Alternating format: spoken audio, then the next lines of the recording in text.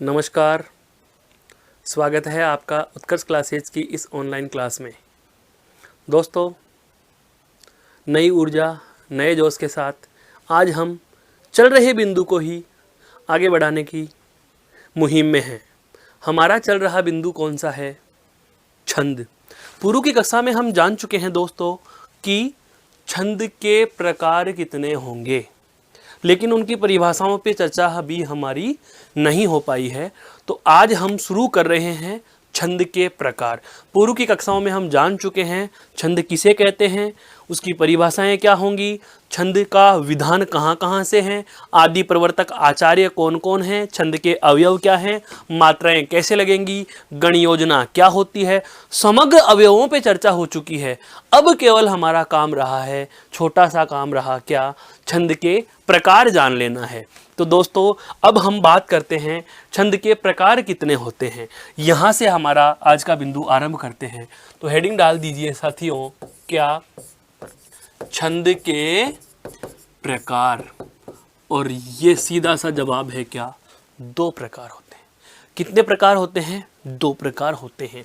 कौन कौन से होते हैं 2 प्रकार? मैं उनके नाम लिख देता हूँ। देखो, पहला जो नाम होता है वह होता है मात्रिक छंद।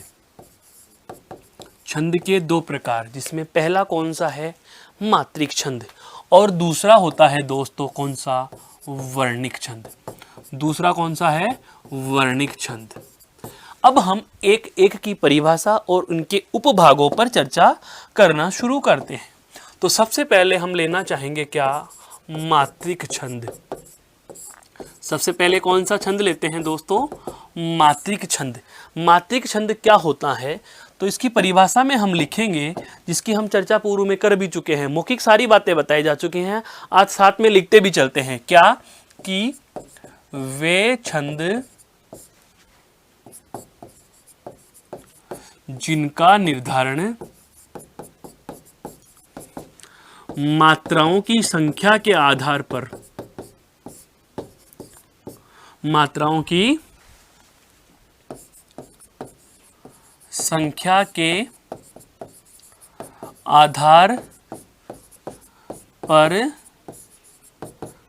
किया जाता है।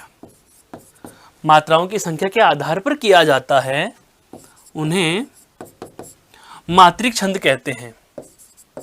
उन्हें मात्रिक छंद कहते हैं।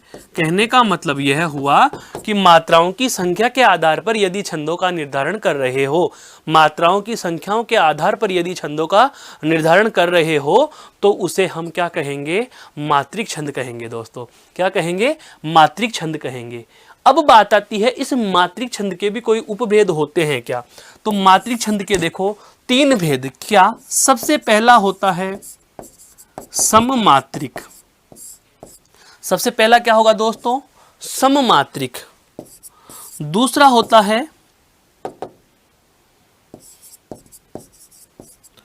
अर्धसम मात्रिक। दूसरा क्या होता है? अर्धसम मात्रिक। तीसरा होता है आपका विषम मात्रिक। तीसरा कौन सा होता है दोस्तों? विषम मात्रिक। मेरे कहने का मतलब यह हुआ कि मात्राओं की संख्या के आधार पर यदि आप छंद का डिसाइडेशन, छंद का निर्धारण कर रहे हो, छंद का क्लासिफिकेशन या वर्गीकरण कर रहे हो, छंद का विभाजन या वर्गीकृत कर रहे हो, तो वहां पर होगा मात्रिक छंद। अब मात्रिक छंद के 3 प्रकार कौन कौन से? सममात्रिक, अर्धसम मात्रिक और विषम मात्रिक। क्लियर? अब ये क्या चीजें होती हैं? ये क्या चीजें होती हैं? ऐसे ही प्रकार वर्णिक में भी आते हैं। समवर्णिक, अर्धसमवर्णिक और विषम वर्णिक। तो इनकी परिभाषाएं हम समग्रतः लेंगे। पहले केवल हमें यह पता होना चाहिए कि जो छंद के जो 2 मोटे मोटे प्रकार हैं, मात्रिक छंद और वर्णिक छंद, उसमें मात्रिक छंद क्या होता है यह मैंने आपके समक्ष साझा कर दिया है दोस्तों। तो मात्रिक छंद क्या होगा कि वह छंद जिसका निर्धारण मात्राओं की संख्या के आधार पर किया जाता है, उसे मात्रिक छंद कहते हैं। क्लियर? अब बात आती है सबसे पहले सममात्रिक अर्धसम मात्रिक और विषम मात्रिक की हम परिभाषा जाने उससे पहले हम एक बार वर्णिक छंद की परिभाषा और जान लेते हैं। तो वर्णिक छंद क्या होता है, देखो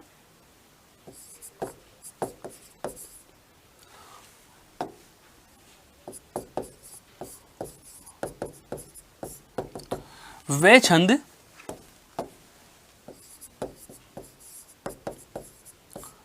छंद जिनका निर्धारण वर्णों की संख्या के आधार पर किया जाता है, वर्णों की संख्या के आधार पर किया जाता है, उन्हें वर्णिक या वृत्त छंद, मात्रिक को क्या कहते हैं, जाति छंद, वृत्त छंद कहते हैं। ठीक है, इसके भी कितने भेद, 3 भेद। कितने भेद दोस्तों, 3 भेद। कौन कौन से 3, वही 3 जो मात्रिक में आया था, जैसे सममात्रिक, तो यहां पर क्या हो जाएगा दोस्तों, समवर्णिक। जैसे अर्धसम मात्रिक, तो यहां पर क्या हो जाएगा, अर्धसम वर्णिक। जैसे विषम मात्रिक, तो वर्णिक में क्या हो जाएगा, विषम वर्णिक छंद। क्या हो जाएगा, विषम वर्णिक छंद। कहने का आशय यह हुआ कि वे छंद जिनका निर्धारण वर्णों की संख्या के आधार पर किया जाता है, तो उसे हम क्या कहेंगे, वर्णिक छंद। और यदि मात्राओं की संख्या के आधार पर किया जाए तो उसे क्या कह देंगे दोस्तों, मात्रिक छंद। बाकी प्रकार तीनों के, दोनों के सेम सेम। 3 प्रकार क्या, अगर मात्रिक है तो सममात्रिक, वर्णिक है तो समवर्णिक, मात्रिक है तो अर्धसम मात्रिक, वर्णिक है तो अर्धसम वर्णिक, मात्रिक है तो विषम मात्रिक और वर्णिक है तो विषम वर्णिक। यहां तक क्लियर। अब हम इनकी एक एक परिभाषा ले लेते हैं कि समवर्णिक या मात्रिक क्या होता है। तो दोस्तों एक बार इसको गौर से देख लीजिए, फिर हम इसकी परिभाषा की चर्चा करते हैं, क्योंकि परिभाषाएं अभी हमें पता होनी चाहिए। हालांकि थ्योरी पूछी नहीं जाती, पर बहुत बार जैसे रिटर्न के मेंस के पेपर हो जाते हैं, उनमें ऐसी प्रश्नों का हमें सामना करना पड़ जाता है, तो हमें इनकी एक भाषा शैली का पता होना चाहिए। तो देखो, अब हम अगली परिभाषा पढ़ना चाह रहे हैं, जो हम लिखने जा रहे हैं, वह कौन सी है, सम मात्रिक या वर्णिक। सम मात्रिक या समवर्णिक। अब दोनों परिभाषाएं एक साथ लेंगे। कैसे, देखो, वे छंद जिनमें प्रत्येक चरण में, वे छंद जिनमें प्रत्येक चरण में मात्रा या वर्णों की संख्या समान हो। क्लियर, वे छंद जिनके प्रत्येक चरण में, कहने का मतलब यह हुआ, मान लीजिए दोस्तों, मान लीजिए हमारा यह कॉपी का पृष्ठ है, मान लीजिए जैसे यह हमारा कॉपी का पृष्ठ है, और इस कॉपी के पृष्ठ में या हमारी पुस्तिका के इस पृष्ठ में दोस्तों, जैसा कि हम देख पा रहे हैं, हमारे पास एक काव्य रचना लिखी गई है। ये लीजिए, ये काव्य रचना लिखी गई है। ठीक है, फिर एक अगला पद आ गया, और हमने पाया कि इस पहले चरण में, इस दूसरे चरण में, तीसरे और इस चौथे चरण में, प्रत्येक चरण में वर्णों की या मात्राओं की, अगर वर्णों की संख्या समान है तो उसे समवर्णिक कह देंगे, और यदि मात्राओं की संख्या समान है तो उसे सममात्रिक कह देंगे। दोनों परिभाषाएं साझा मैंने इसीलिए लिखी हैं क्योंकि परिभाषाएं दोनों सेम हैं, मात्रा है तो सममात्रिक, वर्ण है तो समवर्णिक। तो परिभाषा क्या कह रही है कि वे छंद जिनमें प्रत्येक चरण में मात्रा या वर्णों की संख्या समान हो, मात्रा या वर्णों की संख्या समान हो, उन्हें सममात्रिक या समवर्णिक छंद कहते हैं। वे छंद जिनमें प्रत्येक चरण में मात्राओं की संख्या या वर्णों की संख्या समान हो। अगर मात्राओं की संख्या समान हो, इससे दो परिभाषाएं बना सकते हो। वे छंद जिनमें प्रत्येक चरण में मात्रा की संख्या समान हो उसे सममात्रिक छंद कहते हैं। वे छंद जिनमें प्रत्येक चरण में वर्णों की संख्या समान हो उसे समवर्णिक छंद कहते हैं। क्लियर हो गई एक परिभाषा दोस्तों। यह कौन सी हुई आपके समक्ष? सममात्रिक या समवर्णिक। अगली परिभाषा पर चलते हैं। अगली परिभाषा कौन सी? वही देखो, प्रकार कौन सा था? समवर्णिक या सममात्रिक। अब आएगा कौन सा? अर्ध समवर्णिक या अर्ध सममात्रिक। तो अगली परिभाषा पे हम चलते हैं। तो अगली परिभाषा लिखेंगे हम दोस्तों क्या?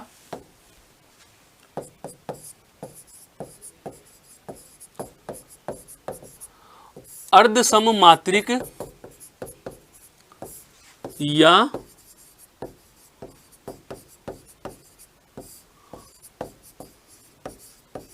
अर्ध समवर्णिक छंद।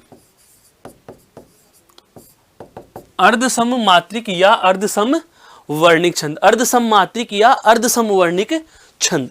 इसकी परिभाषा क्या हो जाएगी? अर्ध का मतलब क्या हो गया? आधे में समान। अर्ध सम का मतलब क्या हो गया? आधे में समान। कैसे? वे छंद जिनके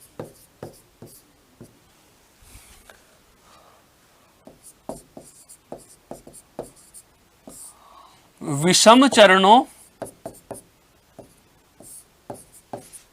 से विषम चरणों की, बहुत अच्छे से समझना इसको,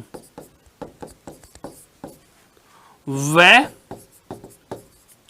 समचरणों से समचरणों की मात्राएं या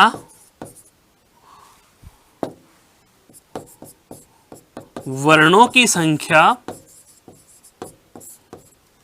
समान हो,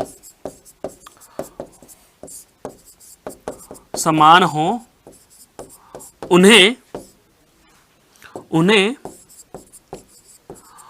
अर्धसम मात्रिक या अर्धसम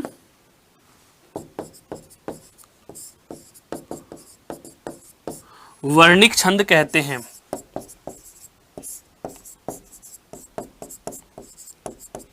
समझ में आया कुछ दोस्तों? क्या है? बहुत अच्छी चीज है ये। इसको हम इस तरीके से समझ सकते हैं, जैसे एक डायग्राम ले हम। मान लीजिए हमारे पास यहां कोई पद लिखा हुआ है। पद लिखा हुआ है जैसे दोस्तों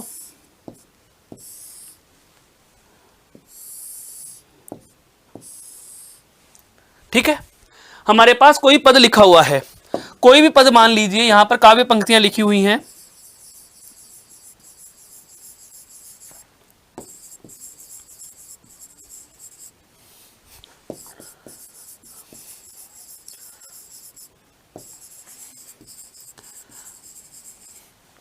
हमारे पास कोई भी काव्य पंक्तियां लिखी हुई हैं। इन काव्य पंक्तियों में पहले जानेंगे परिभाषा क्या कह रही है। परिभाषा हमें क्या कह रही है कि वे छंद जिनके विषम चरणों से विषम चरणों की, विषम चरणों से विषम चरणों की। मैंने क्या कहा था? चरण की बात करते हैं दोस्तों। चरण क्या होता है? अभी अभी हमने जाना भी था पूर्व की कक्षाओं में। क्या कि पूर्व की कक्षा में पता था कि प्रत्येक छंद का 1/4 भाग यानी कि 1/4 हिस्सा, 1/4 भाग एक चरण होता है। क्या होता है? एक चरण होता है। अर्थात किसी भी छंद के 1/4 हिस्से को, या हम कहें किसी भी छंद के 1/4 या 1/4 भाग को एक चरण कहा जाता है। इसका मतलब यहां पर प्रत्येक चरण में हम, या कहें प्रत्येक छंद में लगभग हम बात करें तो चरण कितने होंगे? 4 चरण होते हैं। कितने होते हैं दोस्तों? 4 चरण हैं। यहां पर भी कितने हैं? 4 चरण हैं। देखो ये कौन सा चरण हुआ? पहला। ये कौन सा हुआ? दूसरा। यह कौन सा हुआ? तीसरा। और यह कौन सा हुआ? चौथा। यहां तक संख्या समझ में आई। अब आ रही है परिभाषा। परिभाषा क्या कह रही है? वे छंद जिनके विषम चरणों से विषम चरणों की, विषम का मतलब पहला, तीसरा, पांचवा, सातवां, नौवां, तो पहले से तीसरे की, और सम चरणों से सम चरणों की, दूसरे से चौथे की। वे छंद जिनमें प्रथम के साथ तीसरा, दूसरे के साथ चौथा, या मैं कहूं पहले, तीसरे और पांचवा, दूसरा, चौथा और छठा या आठवां, पहला, तीसरा, पांचवा, सातवां, ऐसे समझो। पहले के साथ में कौन सा? तीसरा और पांचवा और सातवां, और दूसरे के साथ में कौन सा? चौथा, छठा और आठवां। तो ये तो हो गए आपके विषम चरण, और ये क्या हो गए दोस्तों? सम चरण। तो जिन छंदों में विषम चरणों के साथ विषम चरणों की और सम चरणों के साथ सम चरणों की मात्रा, जैसे यहां दोहा छंद का उदाहरण ले हम, दोहा छंद की बात समझना। जैसे दोहा छंद के विषम चरणों में 13 मात्राएं होती हैं। कितनी होती हैं? 13। और सम चरण में कितनी होती हैं दोस्तों? 11 मात्रा। कितनी मात्रा होती हैं? 11। तो अगर विषम चरणों में 13 और सम चरणों में 11, तो जाहिर सी बात है पहले के बराबर तीसरा और दूसरे के बराबर चौथा। तो वे छंद जिनके विषम के बराबर विषम की मात्रा या वर्ण और सम के बराबर सम की मात्रा या वर्ण समान हो, समान चरणों में एक जैसी मात्रा या एक जितनी मात्रा, एक जितने वर्ण, या विषम चरणों में एक समान मात्रा या एक समान वर्ण होते हैं, तो मैं ये कह सकता हूं कि नहीं कि इनके संपूर्ण चरणों में आधे चरण एक जैसे हो गए और आधे चरण एक जैसे हो गए। तो इनको कहा जाता है आधे आधे बराबर, अर्थात अर्ध सम। आधे ये सम है और आधे ये सम है। अगर मात्राएं समान है तो अर्ध सम मात्रिक हो गया, और यदि वर्ण समान है तो अर्ध सम वर्णिक छंद हो गया। अर्ध सम क्या हो गया दोस्तों? वर्णिक छंद हो गया। मेरे कहने का आशय यही हुआ कि यदि किसी भी छंद के विषम चरण के साथ में विषम चरण की और सम चरण के साथ में सम चरण की मात्राएं समान होती हैं, सम चरण की मात्राएं समान होती हैं, तो ऐसी स्थिति में उन्हें हम अर्ध सम मात्रिक या अर्ध सम वर्णिक छंद कहते हैं। क्लियर? इसको आराम से देख लीजिए। अब तीसरी परिभाषा जो हमारे समक्ष आएगी वह कौन सी आएगी? विषम की मात्रा आएगी। विषम की परिभाषा हम लेने चलेंगे। ठीक है दोस्तों, तो अर्धसम का मतलब समझ में आया कि ऐसा कोई भी छंद जिसके विषम के समान विषम की मात्रा या वर्ण हो, सम के समान सम की मात्रा या वर्ण हो, तो उसे कहते हैं आधे सम वर्णिक या आधे सम मात्रिक छंद। अब हम बात करते हैं क्या? विषम। अगली परिभाषा जो हम लेने जा रहे हैं वह क्या है?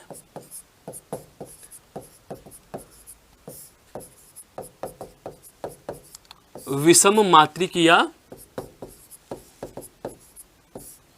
विषम वर्णिक छंद। विषम मात्रिक या विषम वर्णिक छंद। अब जाहिर सी बात है यहां पर विषम है, अर्थात एक दूसरे से कोई भी समान नहीं है, तो यह बेहद सरल हो गया। क्या? कि वे छंद जिनमें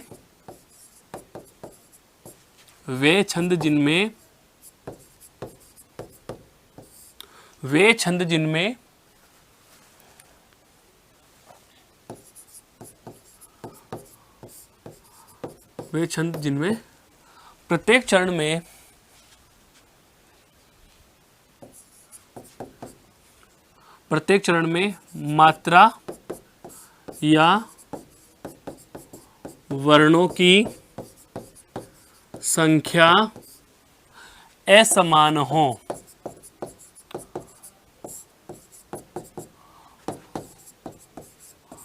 उन्हें विषम मात्रिक या विषम वर्णिक छंद कहते हैं। मेरे कहने का आशय यह हुआ दोस्तों कि ऐसा कोई भी छंद, हालांकि ऐसे छंद बहुत कम होते हैं, न बराबर होते हैं, नगण्य होते हैं, क्योंकि ये एक प्रकार के मुक्त छंद जैसे ही हो जाते हैं। तो ऐसे कोई भी छंद जिनके प्रत्येक चरण में ही मात्राएं क्या हो जाती हैं? असमान, या हम कहें कि ऐसे प्रत्येक छंद जिनमें मात्राओं के अलावा हम कहें वर्णों की संख्या क्या रहती है? असमान, तो इस प्रकार के छंद को हम क्या कहेंगे, विषम मात्राएं हैं तो विषम मात्रिक, और विषम वर्ण है तो विषम वर्णिक। जैसे हम बात करें, एक छोटा सा उदाहरण लेना चाहें, आपने नाम सुना होगा, अभी हम पढ़ने भी वाले हैं, क्या सवेया छंद हम पढ़ते हैं। अब सवेया छंद का क्या होता है, पर्टिकुलर सवेया छंद स्वयं अगर समग्र के रूप में देखा जाए तो एक प्रकार का विषम वर्णिक छंद है। विषम वर्णिक ये इसलिए है क्योंकि दोस्तों इस सवेया छंद के, अकेले सवेया छंद में बहुत सारे भेद होते हैं। आपने सुने होंगे हैं, मदिरा सवेया, मालती सवेया, सुमुखी सवेया, चकोर सवेया, दुर्मिल सवेया, किरीट सवेया, अरसात सवेया, अरविंद सवेया, सुंदरी सवेया, लवंग लता सवेया, कुंदलताया सुख सवेया। मतलब यह हुआ कि सवेया छंद के 11 भेद हैं, या मैं कहूं सवेया छंद अकेला 11 प्रकारों में विभाजित हो गया है, वर्णिक छंद। लेकिन प्रत्येक के छंदों में या तो गण योजना भिन्न हो जाती है, कई बार वर्णों की संख्या भिन्न हो जाती है। तो समग्र सवेया है जो, हालांकि काव्य लेखन में अधिकतर मालती सवेया का प्रयोग होता है। पढ़ने 11 के 11 हैं, मदिरा, मालती, सुमुखी, चकोर, दुर्मिल, किरीट, अरसात, सुंदरी, अरविंद, लवंग लता, कुंदलताया, सुख सवेया। ये 11 के 11 भेद जो मैंने आपके समक्ष नाम उल्लिखित किए हैं, ये सभी के सभी एक प्रकार से एक दूसरे से पूर्ण रूप से भिन्न प्रकार का छंद होता है। तो समग्र सवेया जो है वह विषम वर्णिक प्रकार का छंद भी हम मान सकते हैं दोस्तों। तो जब नाम आएगा, जब उदाहरण आएंगे, हम इस बारे में फिर से एक बार चर्चा करने वाले हैं। अभी हमें इतना ध्यान रखना है परिभाषा की दृष्टि से, क्या कि विषम मात्रिक क्या होगा और विषम वर्णिक क्या होगा। तो विषम मात्रिक क्या होगा, ऐसा कोई भी छंद, या मैं कहूं वह छंद जिसमें मात्राओं की संख्या निश्चित नहीं होती, या मैं कहूं वह छंद जिसके प्रत्येक चरण में वर्णों की संख्या निश्चित नहीं होती। यदि मात्राओं की संख्या निश्चित नहीं है तो उसे आप कह दीजिए विषम मात्रिक, और यदि वर्णों की संख्या निश्चित नहीं है तो दोस्तों उसे आप कह दीजिए विषम वर्णिक छंद। यहां तक समझ में आया दोस्तों। अब हम बात करेंगे साधारण छंद और दंडक छंद की। अब हम बात करेंगे साधारण छंद और दंडक छंद की। एक बार इसे आप देख लीजिए, फिर चलता हूं मैं अगली परिभाषा पर। तो अब हम चलते हैं, अगली 2 परिभाषाएं और रही हैं हमारे समक्ष। अगली 2 परिभाषाएं कौन कौन सी रही, जो एक तो है आपके क्या, साधारण छंद, और इसके बाद हम अंतिम वो चर्चा लेंगे, वो लेंगे दोस्तों दंडक छंद की। तो अब हम बात करते हैं किसकी, साधारण छंद। साधारण छंद क्या होता है और दंडक छंद क्या होता है, इन दोनों को जानिए। देखो, मात्रिक हो या वर्णिक हो, इस मात्रिक और वर्णिक में एक समान भेद है, कौन सा, समवर्णिक या सममात्रिक, जिससे हम अभी अभी परिचित हुए हैं। कौन सा, समवर्णिक या सममात्रिक। देखो कैसे, कि वे छंद जिसके प्रत्येक चरण में मात्रा या वर्णों की संख्या क्या होती है, समान, सभी चरणों में समान हो, तो उसे क्या कहेंगे, समवर्णिक। अगर वर्ण समान है तो, और मात्राएं समान है तो सममात्रिक। अब बात आ रही है जो यहां से निकलकर आई है दोस्तों, क्या कि मात्रिक और वर्णिक का जो सम वाला भेद है, इसके पुनः 2 भेद, जिससे हम पूर्व में भी परिचित थे। एक नाम हमारे समक्ष उपस्थित होता है साधारण छंद, और एक नाम आता है दोस्तों क्या, दंडक छंद। एक नाम क्या आता है, दंडक छंद। अब इन दोनों के लिए एक ग्राफ के रूप में आप इस तरीके से समझो, परिभाषा की चर्चा हम बाद में करेंगे। क्या, मात्रिक के संदर्भ में गणना किसकी करेंगे, मात्राओं की, और वर्णिक के संदर्भ में हम गणना किसकी करेंगे, वर्ण की। तो ऐसा कोई भी छंद जिसमें अगर मात्राएं गिनी जा रही हैं, तो मात्राओं की संख्या 32 तक हो सकती है। मात्राओं की संख्या कितनी हो सकती है, 32 तक, और वर्णों की संख्या कितनी हो सकती है, 1 से 26 तक। अब किस तरीके से समझे इस तकनीक को, तो ध्यान दीजिए, ऐसा कोई भी छंद जो मात्रिक है कब साधारण होगा और कब दंडक होगा। यदि ऐसे किसी भी छंद के किसी चरण में यदि 1 से लेकर के 32 या मैं कहूं 32 या 32 से कम यदि मात्रा है तो जाहिर सी बात है वह किसमें चला जाएगा दोस्तों, साधारण में। किसमें चला जाएगा वह, साधारण में। और यदि वर्ण 26 या 26 से कम है तो वह किसमें चला जाएगा दोस्तों, साधारण वर्णिक में। साधारण वर्णिक में। दोनों चीजें बहुत अच्छे से समझो, मात्रिक सम और वर्णिक सम, इसके दो भेद, अर्थात सममात्रिक के भी दो भेद हो गए। कौन सा, नाम समझो, साधारण सममात्रिक छंद और दंडक सममात्रिक छंद। साधारण समवर्णिक छंद और दंडक समवर्णिक छंद। दंडक के लिए तो क्या है, वर्णों की संख्या 26 से अधिक होनी चाहिए, और मात्रिक के लिए क्या है, मात्राओं की संख्या 32 से अधिक होनी चाहिए। साधारण मात्रिक के लिए 32 या 32 से कम मात्राएं, साधारण वर्णिक के लिए 26 या 26 से कम वर्ण होने चाहिए।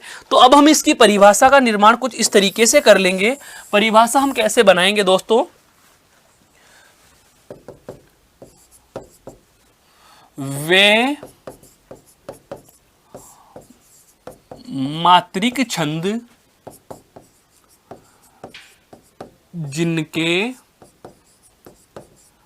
प्रत्येक चरण में, वे मात्रिक छंद जिनके प्रत्येक चरण में 32 या 32 से कम मात्राएं हों,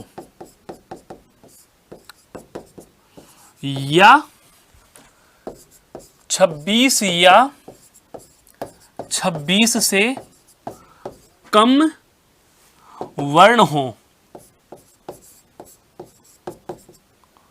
उन्हें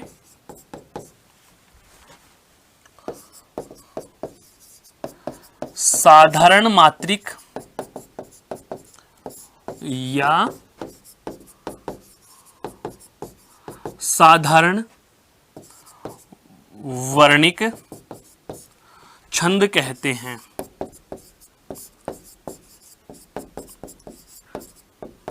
कुछ समझ में आया मेरे कहने का आशय क्या है? मेरे कहने का आशय कुछ इस प्रकार से है दोस्तों कि ऐसा कोई भी छंद जो मात्रिक है और उसमें मात्राओं की संख्या प्रत्येक चरण में या तो कितनी है दोस्तों, 32, या फिर क्या है, 32 से कम है। तो मात्राओं की संख्या 32 या 32 से कम हो तो उसे हम कह देंगे क्या, साधारण मात्रिक छंद। और यदि वर्णों की संख्या 26 या 26 से कम है तो वह हो जाएगा साधारण वर्णिक छंद। अब इस पूरी की पूरी परिभाषा को आप एक छोटे से ग्राफ बॉक्स में भी संभाल सकते हो। कैसे, कि साधारण क्या होगा, अगर मात्रिक है तो मात्रा कितनी होंगी, 32 या से कम, 32 या से कम। और यदि वर्ण है तो 26 या से कम, 26 या से कम। ऐसी स्थिति में कौन सा छंद रहेगा, साधारण छंद। क्लियर यहां तक? अब एक अंतिम परिभाषा, परिभाषाएं इसलिए जरूरी हैं, इतनी सारी परिभाषाएं मैंने आपके समक्ष इसलिए प्रस्तुत की हैं, मैं बार बार कह रहा हूं कि यह रिटर्न के अकॉर्डिंग हमारे पास एक अद्वितीय सा नोट्स बन जाना चाहिए दोस्तों। और अद्वितीय नोट्स की यही पहचान होगी, हर छोटे से छोटी चीज का विस्तार हमें मिल जाना चाहिए। तो अगली और अंतिम परिभाषा जो छंदों के संदर्भ में या परिचयात्मक ब्यौरे के संदर्भ में एक अंतिम परिभाषा जो और बचती है उसकी हम बात कर लेते हैं, और वह परिभाषा बचती है दोस्तों क्या, दंडक छंद की।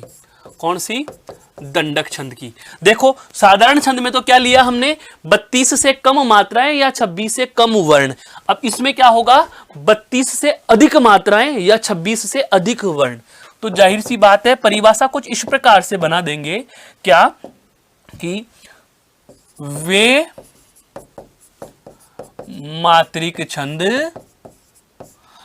मात्रिक छंद जिनके प्रत्येक चरण में वे मात्रिक छंद जिनके प्रत्येक चरण में 32 से अधिक मात्रा या 26 से अधिक वर्ण हो। समझ में आ रही है बात? 32 या 32 से कम मात्रा साधारण छंद और 32 से अधिक मात्रा दंडक छंद। 26 या 26 से कम वर्ण साधारण छंद, 26 से अधिक वर्ण तो दंडक छंद। 26 से अधिक वर्ण हो तो उन्हें दंडक मात्रिक या दंडक वर्णिक छंद कहा जाता है। क्लियर? इसे भी आप एक ग्राफ में बंद कर सकते हो। कैसे? दंडक छंद के लिए क्या कि यदि मात्राएं होंगी तो मात्राएं कितनी होंगी? 32 से अधिक। मात्राएं होंगी तो मात्राएं कितनी होंगी दोस्तों?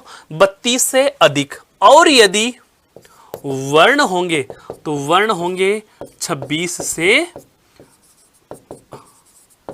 अधिक। 26 से अधिक तो क्या होंगे? वर्ण। और 32 से अधिक क्या होंगी दोस्तों? मात्राएं। कहने का आशय यह हुआ कि है दोनों सम। सम का मतलब इसे सम इसलिए कहा जाता है दोस्तों, सम हमने इसे इसलिए कहा क्योंकि प्रत्येक चरण में, ये प्रत्येक चरण के लिए कहा जा रहा है और प्रत्येक चरण में एक जैसी स्थिति होगी। चाहे वो 32 से कम होगी तो सभी में होगी, 32 से ज्यादा मात्रा होंगी तो सभी में होंगी, 26 से कम वर्ण होंगे तो सभी में होंगे और 26 से ज्यादा वर्ण होंगे तो सभी में होंगे। तो जब ऐसी स्थिति होती है कि सभी में एक समान स्थिति होगी तो उसे हम सममात्रिक या समवर्णिक के अंतर्गत गिनते हैं। अब मात्राएं 32 से ज्यादा है तो दंडक में आ जाएगा, 32 या 32 से कम है तो साधारण में आ जाएगा। वर्ण यदि 26 या 26 से ज्यादा है तो 26 से ज्यादा है तो दंडक वर्णिक में आ जाएगा और 26 या 26 से कम है तो साधारण वर्णिक छंद में गिना जाएगा। यह सारी की सारी अब तक हमने जितनी भी पढ़ी हैं दोस्तों, यह सभी की सभी छंदों की परिभाषाएं हैं।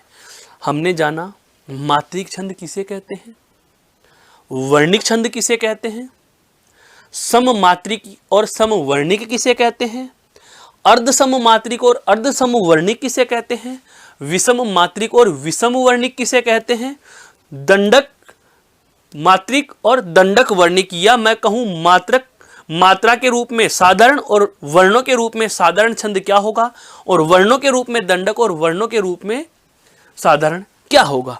ये सब बातें हमने जान ली।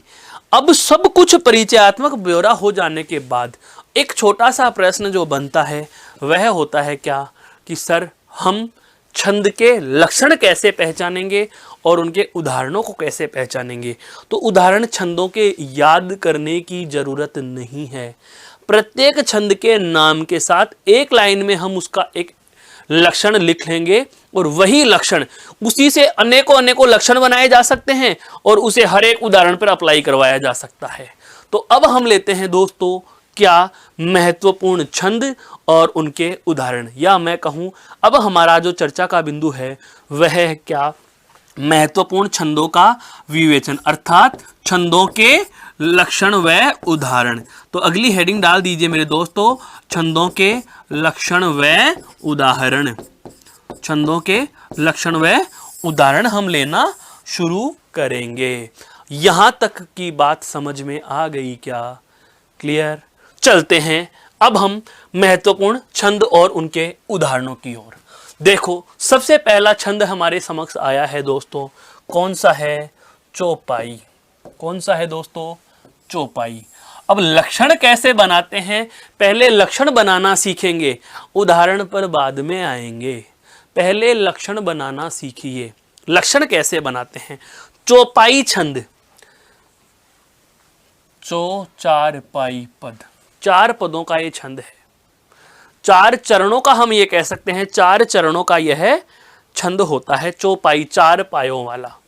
अब इसका एक छोटा सा उदाहरण भी हमारे समक्ष प्रस्तुत कर दिया गया, लेकिन इसके हम पहले लक्षण निकालेंगे और लक्षण निकालने के बाद ही आप इसके उदाहरणों का परीक्षण करेंगे।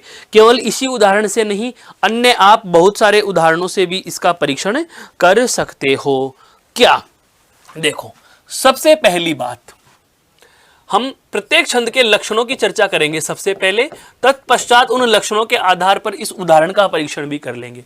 लक्षणों में सबसे पहला तथ्य क्या? यह मात्रिक छंद है दोस्तों। कैसा छंद है? मात्रिक छंद है।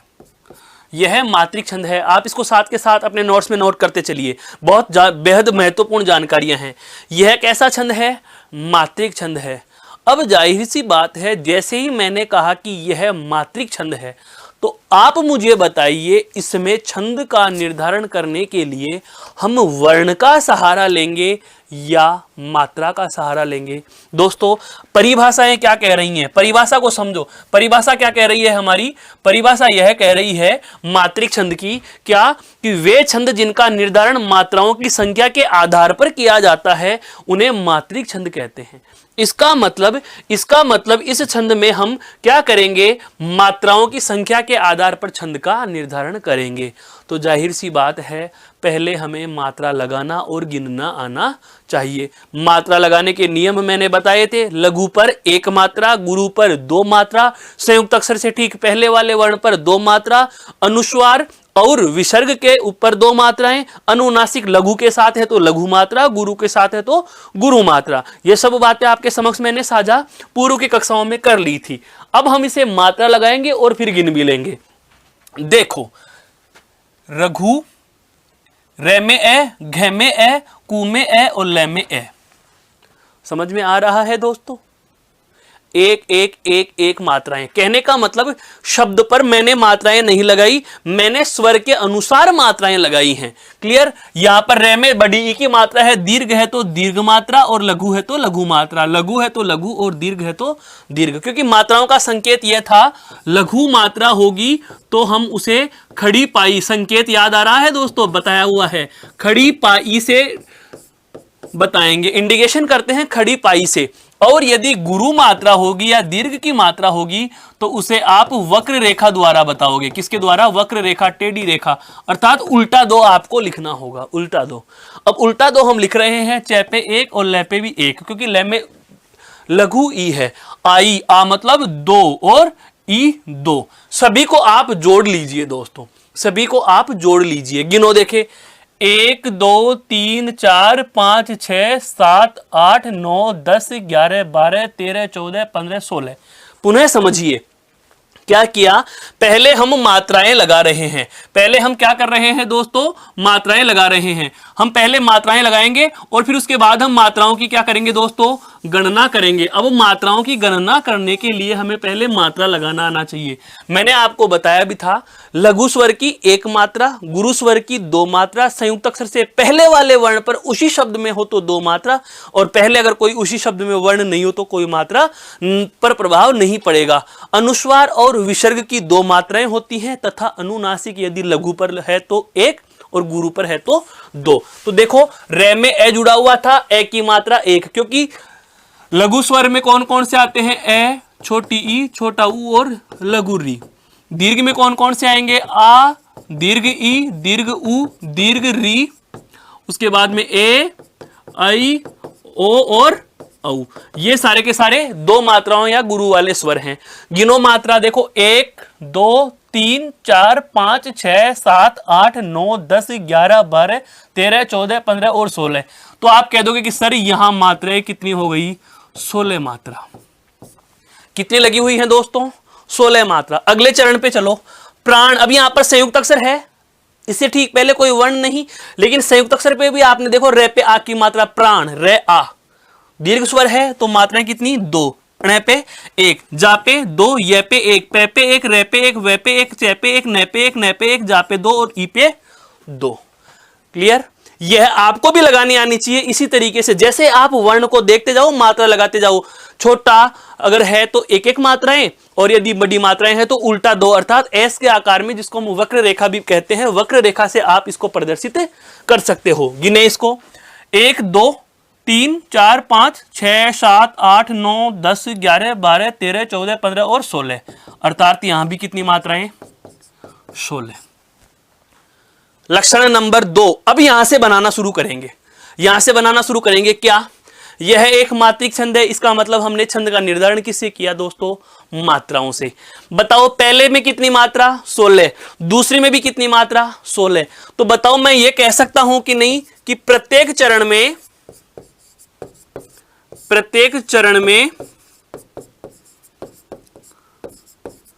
16 मात्रा, प्रत्येक चरण में 16 मात्रा होती हैं।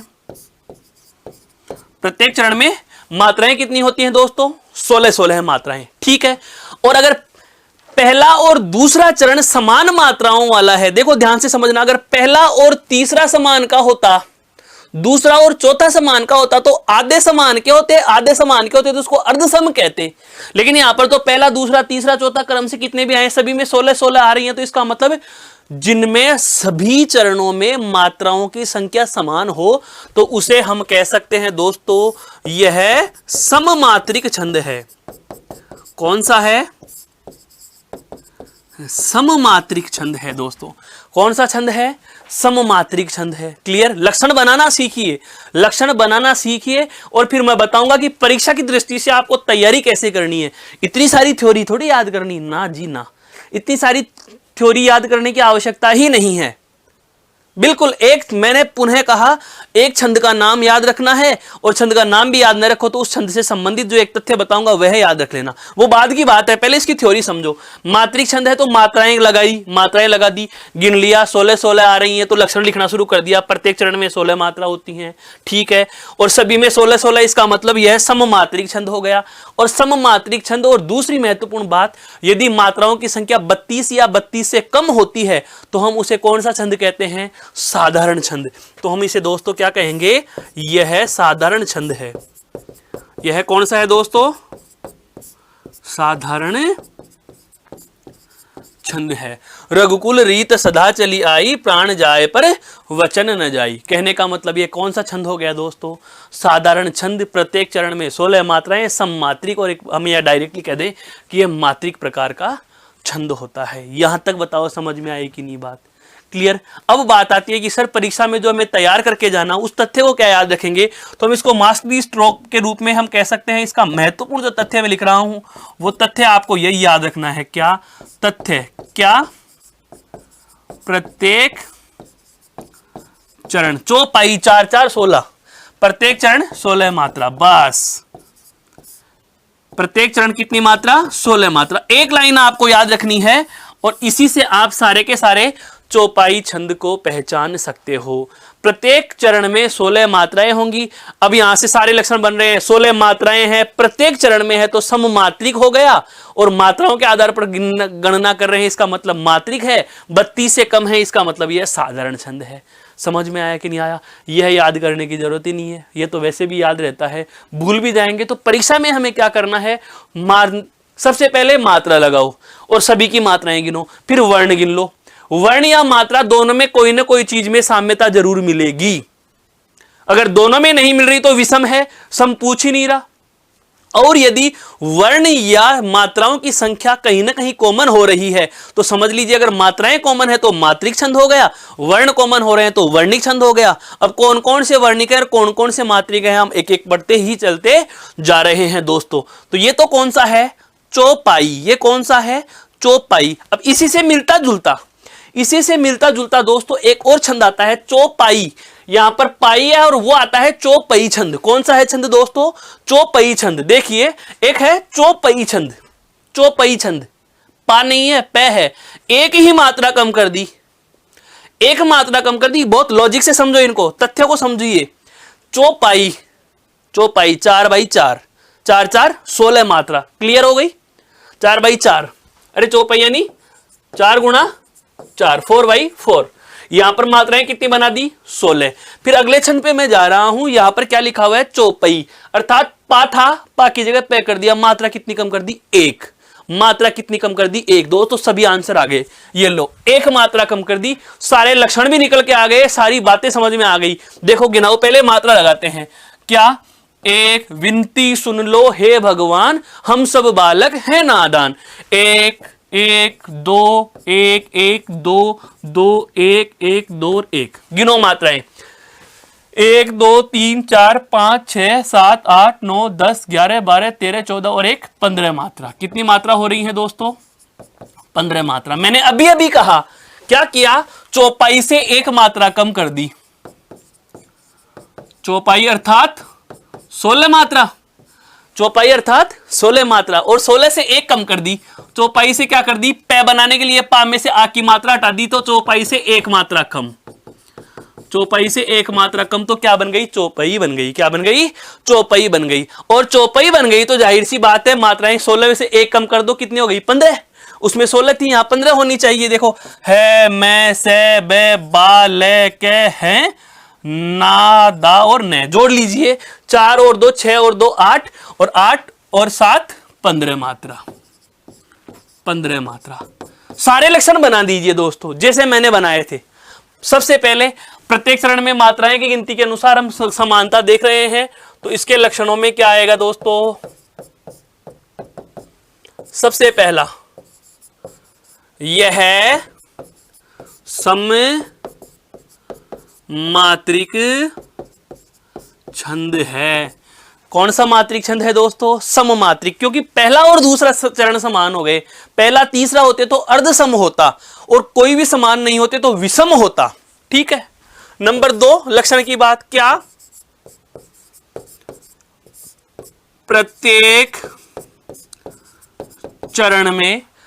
चरण में कितनी ती मात्राएं आ रही हैं, 15 मात्राएं। कितनी मात्रा, प्रत्येक चरण में 15 मात्रा होती हैं। प्रत्येक चरण में कितनी मात्रा होती है दोस्तों, 15 मात्रा होती है। अगली महत्वपूर्ण बात, यह कौन सा छंद होगा बताइए, यह कौन सा होगा, साधारण या दंडक, तो हमें पता है 32 या 32 से कम है तो कौन सा छंद है, साधारण छंद है। कौन सा छंद है दोस्तों, साधारण छंद है। कोई दिक्कत ही नहीं, बहुत ही आसान तरीका छंद को पहचानने का। चौपाई 4/4 16, चौपाई 1 कम कर दिया तो लक्षणों में 1 मात्रा कम कर दो, बाकी सारी बातें समान है, मात्रिक भी है, सम मात्रिक भी है, प्रत्येक चरण में मात्राओं की संख्या समान भी होती है, सारी बातें एक जैसी हैं, सारी बातें एक जैसी ही हैं। इसका मतलब यह हुआ कि जहां भी आपको मात्राओं की संख्या के आधार पर छंद का निर्धारण करना है तो आप क्या करेंगे दोस्तों, वहां मात्राओं की संख्या गिन लेंगे, और इन दोनों छंदों की जो मात्राओं की संख्या थी यह मैंने आपके समक्ष बहुत अच्छे से क्लियर कर दी है। क्लियर हुआ। तो पहले हम 2 बात की तुलना देखो दोनों छंदों की। चौपाई यह भी मात्रिक छंद 16 मात्रा वाला साधारण प्रकार का मात्रिक या सम मात्रिक था, और चौपाई क्या है, यह 15 मात्राओं वाला साधारण मात्रिक, सम मात्रिक और 15 प्रकार के, मैं कहूं 15 मात्राओं वाला छंद है। ये दोनों के दोनों क्या थे दोस्तों, सम मात्रिक छंद थे। क्या थे, सम मात्रिक छंद थे मेरे दोस्तों। अब हम चलते हैं अगले छंद पर। देखो अगला छंद कौन सा है, रोला। रोला छंद, रोला छंद, यहां पर से लाइन आरंभ हो रही है और ये यति यहां पर से आरंभ हो रही है और यहां 1 पूर्ण विराम, फिर लाइन आरंभ हुई यति और फिर यहां पर 2 पूर्ण विराम।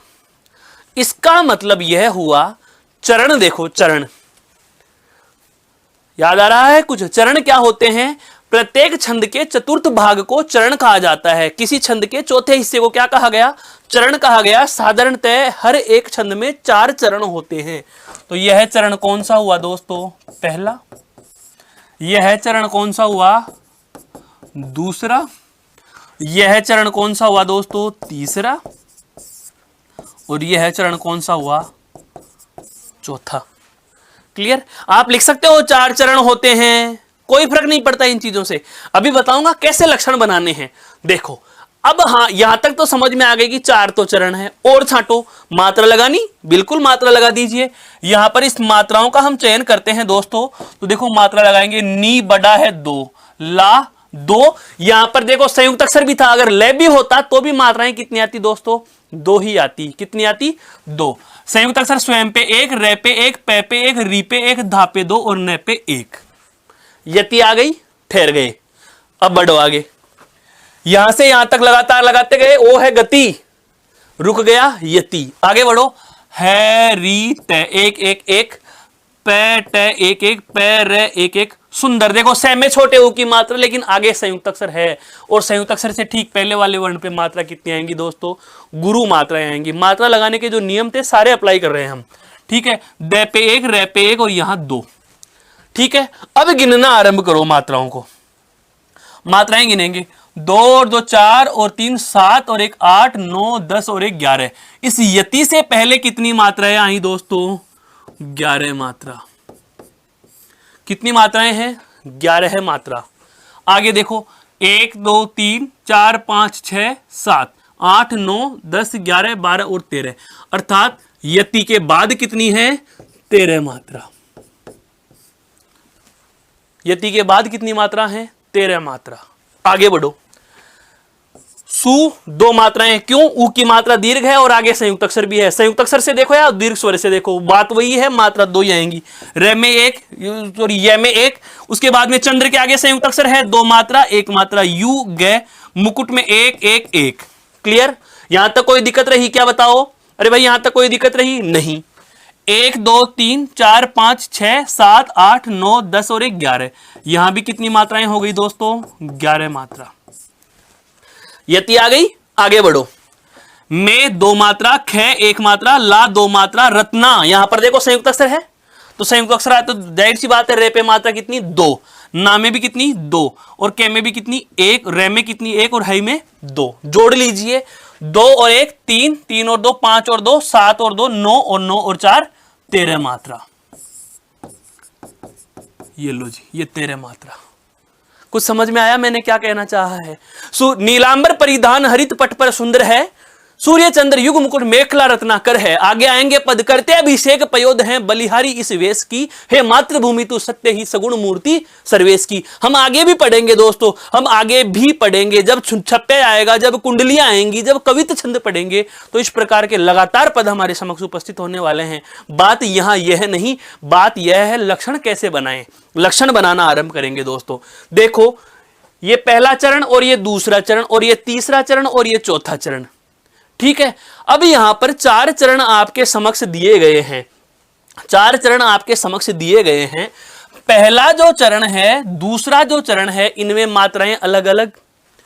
तीसरा जो चरण है, चौथा जो चरण है, इनकी मात्राएं देखें तो हमने पता चला कि पहले और तीसरे चरण की मात्राओं की संख्या समान है 11 11, दूसरे और चौथे चरण की मात्राएं समान है 13 13। यहां तक बात समझ में आई दोस्तों? यहां तक समझ में आ गई? तो इसका मतलब यह हुआ कि यहां पर 11 13 का चक्कर चला।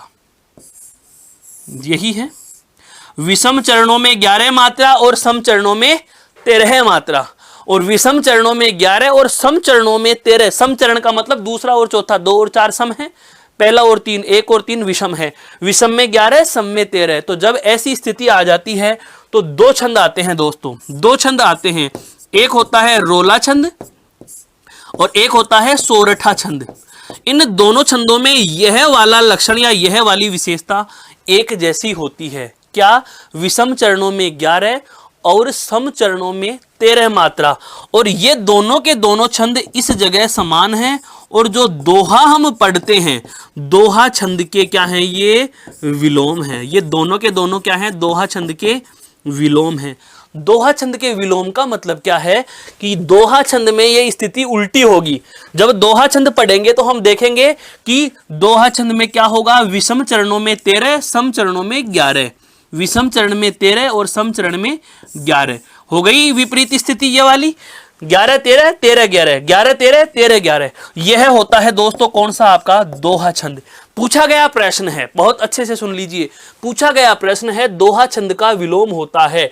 विकल्प में आपको रोला भी मिल सकता है, विकल्प में आपको सोरठा भी मिल सकता है, हो सकता है आपको विकल्प में दोनों मिल जाएं, और जब दोनों मिल जाएं तो निश्चय ही आपको तीसरे विकल्प या चौथे विकल्प में जाना है जिसमें लिखा होगा पहला और दूसरा दोनों सही हैं। तो पहला और दूसरा दोनों सही हैं। अब आपके जहन में एक सवाल और उठ रहा होगा कि सर यदि रोला और सोरठा दोनों एक जैसी स्थिति वाले हैं तो हम अंतर कैसे करेंगे? वो बाद की बात है दोस्तों, पहले अभी हमें इतना सा ध्यान रखना है।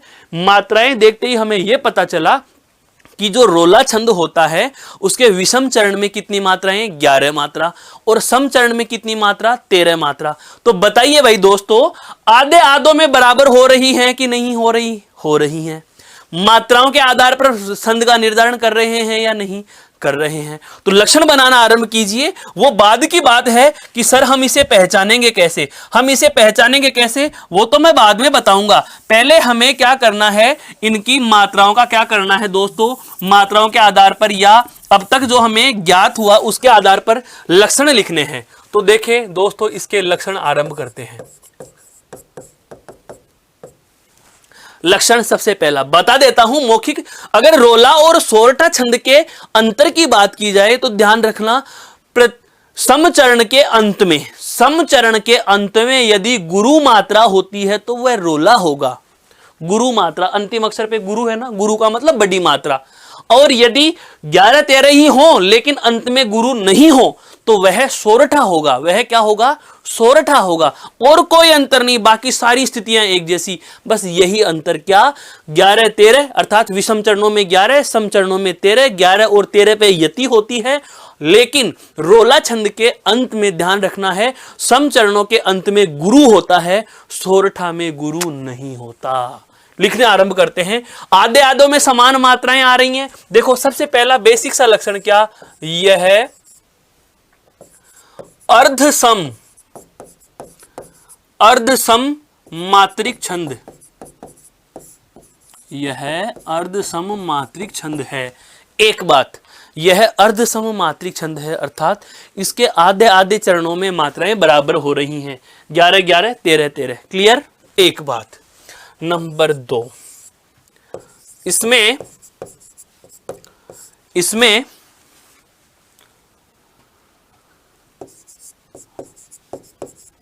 प्रत्येक पंक्ति में, पंक्ति का मतलब दल की बात कर रहा हूं अर्थात एक से अधिक चरण, 2 चरणों में, इसमें प्रत्येक पंक्ति में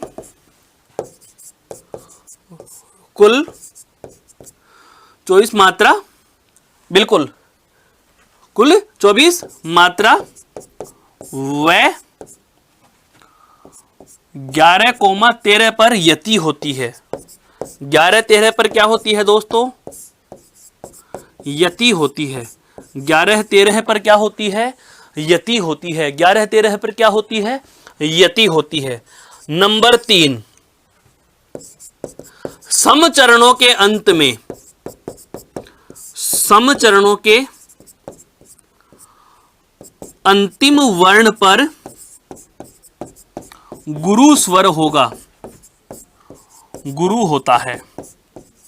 समचरणों के अंतिम वर्ण पर कौन सी मात्राएं होती हैं दोस्तों? गुरु मात्रा होती है। कौन सी मात्रा होती है? गुरु मात्रा होती है। यहां भी और यहां भी देख लिया आपने, गुरु मात्रा होती है। और चौथा और महत्वपूर्ण तथ्य जहां से एक लाइन का प्रश्न बनता है वह क्या? यह दोहा छंद का विलोम होता है। यह दोहा छंद का क्या होता है दोस्तों? विलोम होता है। यह दोहा छंद का क्या होता है? विलोम होता है। मेरे कहने का आशय यह है, पूछा जाने वाला प्रश्न है, पूछा जाने वाला प्रश्न है क्या कि दोहा छंद का विलोम कौन सा होगा? विकल्प में रोला मिले तो रोला करना, सोरठा मिले तो सोरठा करना, दोनों मिले तो उपरोक्त दोनों करना। ठीक है, मात्राओं का अंतर मैंने आपको समझा दिया। समचरणों में कितनी मात्राएं? 13-13। विषम चरणों में 11 मात्रा। कुल मात्रा कितनी हो गई? 13 और 11, तो आप कह सकते हो 24 मात्रा। कितनी मात्राएं हो गई दोस्तों? 24। यहां भी कितनी मात्रा हो गई? कुल मात्रा 24 मात्रा। 24 मात्रा 11,13, अर्थात कोमा से पहले 11 बाद में 13, तो 11-13 पर क्या होती है? यति। और आधे आधे चरणों में मात्राएं समान हैं, तो मात्राओं के आधार पर छंद का निर्धारण कर रहे हैं, इसलिए तो मात्रिक, और आधे आधे में बराबर है इसलिए अर्ध सममात्रिक। यहां तक बात समझ में आ गई दोस्तों? यहां तक बात समझ में आ गई? हाँ बिल्कुल, बहुत सरल है ये चीज, ये बहुत सरल है पर महत्वपूर्ण भी है दोस्तों। बिल्कुल, रोला। अब इसी से मिलता जुलता एक छंद और होता है, कौन सा दोस्तों? सोरठा। अब हम बात करते हैं अगले छंद पर, एक बार इसे गौर से देख लीजिए।